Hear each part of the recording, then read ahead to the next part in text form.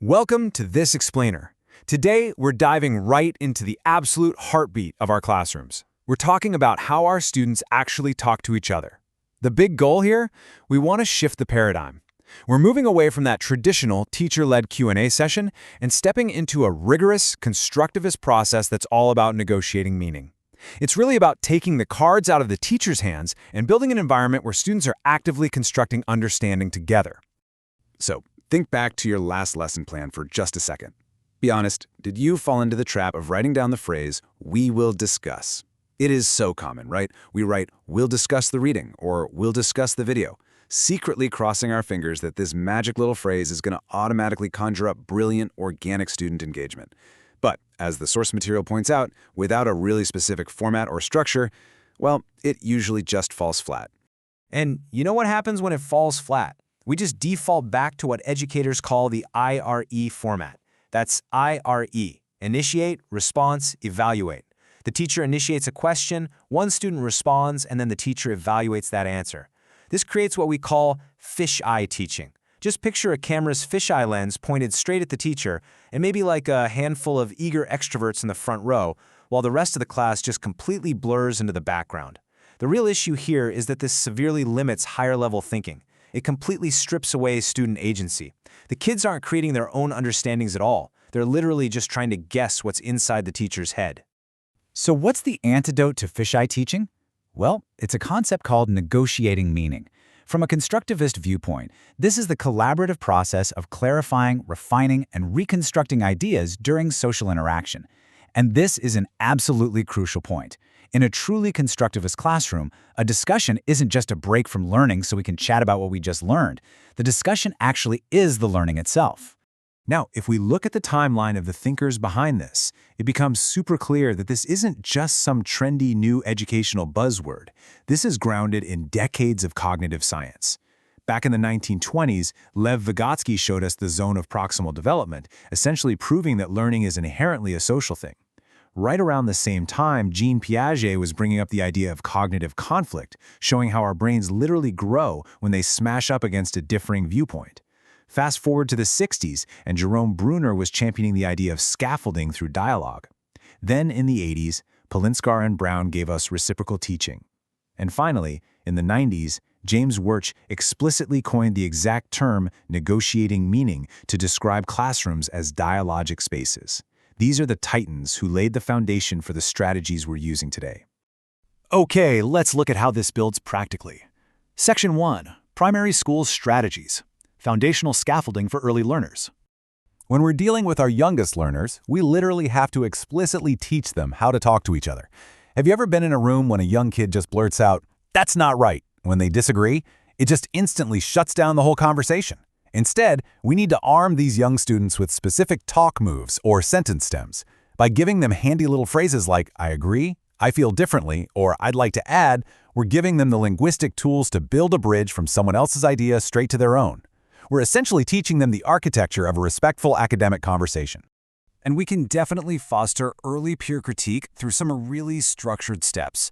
Honestly, simple procedures work absolute wonders here. First up, tag feedback. This gives kids a super straightforward, easy-to-use checklist for critiquing their peers. Second, you can actually appoint talk detectives. These kids use a listening checklist to monitor the conversations happening around them and make sure everyone is staying on track. And third, you've got the classic ask three before me rule. This builds such incredible independence because it teaches students that they need to rely on their peers to negotiate meaning first, way before they look up at the teacher for the final definitive answer.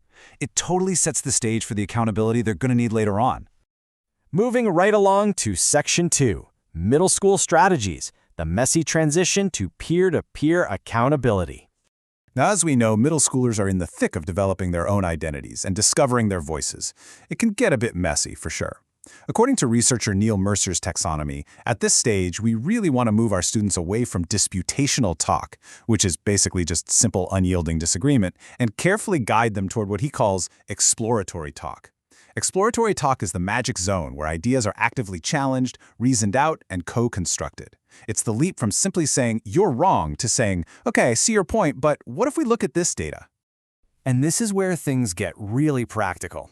Utilizing formal frameworks can actually empower student agency in a big way. It sounds a little counterintuitive, right? But by providing a crystal clear structure, we actually increase their motivation and cultivate their natural curiosity instead of just stifling it all with rigid teacher-led formats. So one of the absolute best ways to structure this in a middle school setting is the fishbowl discussion. Here's how it breaks down. You basically divide the class into two groups. The inner circle discusses the text, and they drive the conversation entirely on their own. Meanwhile, the outer circle isn't just zoning out or staring at the clock. They're acting as active listeners and assessors.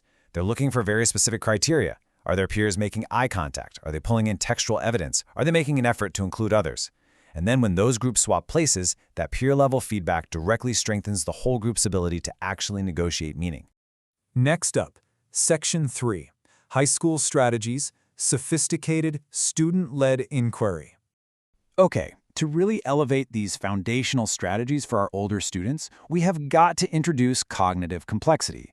Look, I know some high school teachers push back on things like turn-in talks, thinking they're just for elementary kids. But let me tell you, when you apply them with real cognitive complexity, they are unbelievably powerful. We can use depth of knowledge, or DOK question stems, to really push for that critical thinking. We can use Socratic seminars for deep, wide-open inquiry.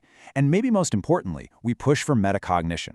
That means getting high schoolers to actually create their own high-level questions. This directly mirrors the kind of complex, multifaceted issues they're going to be facing out there in professional discourse. I just absolutely love this quote regarding Harkness discussions. The bulk of the work in the discussion is placed squarely where it should be, on the students. Think about that for a second. At the high school level, a rigorous student-led dialogue is definitely not just a free-for-all. It takes training, absolutely, but it develops an unparalleled capacity for a thoughtful, careful understanding of a text or a subject. The teacher takes a step back, and the students step up to the plate. Let's zoom back out to the big picture for Section 4, the system aligning discussions with IB standards. So, how does this fit into the broader educational landscape? Well, the International Baccalaureate, or the IB program, actually relies super heavily on these structured discussions for high-stakes grading. Just as an example, in diploma program chemistry, they literally use a Harkness discussion to assess a student's communication and understanding of the nature of science. Over in language acquisition for both the middle years and diploma programs, the oral assessments are designed as highly interactive dialogues. And in theory of knowledge, prescribed discussions on complex knowledge questions are totally mandatory. The system explicitly values and actively measures a student's ability to negotiate meaning. When you really boil it all down, it comes to this striking metaphorical contrast. We desperately want to move away from that fisheye teaching we talked about right at the start, where the teacher is the single isolated hub of the wheel. Instead, if we were to draw a map of the conversation in a truly successful classroom, it should look exactly like a spiderweb. Every single student's name in that room should be touched by the lines of conversation. Peer linked to peer, idea linked to idea, with everyone actively constructing knowledge together. Which leaves us with one final, absolutely vital question to ponder. Are your students just talking, or are they actually negotiating meaning? I really challenge you, the next time you sit down to write a lesson plan, try relinquishing just a little bit of that control.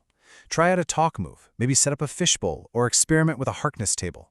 Just watch how the true depth of your classroom conversations completely transforms. Thank you so much for joining me for this explainer, and happy teaching.